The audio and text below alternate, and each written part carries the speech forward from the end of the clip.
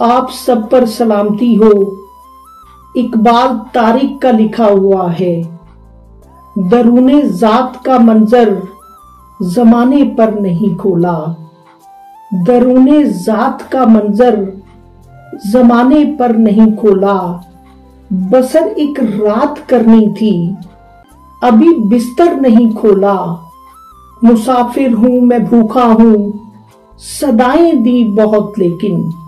जब बंदे पर माड़ा वक्त आ जाए, मुसाफिर हूं मैं, भूखा हूं, सदाएं दी बहुत लेकिन।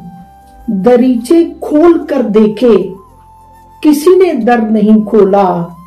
मैं तुझसे मांगता हूं मौला, इसलिए न डर होकर कि जब भी मांगा मेरे आमाल का दफ्तर नहीं खोला।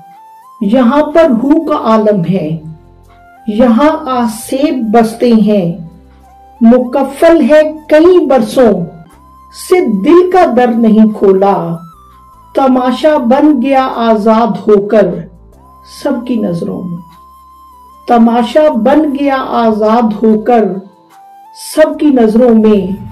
कफस खोला मगर सयाद तूने पर नहीं खोला।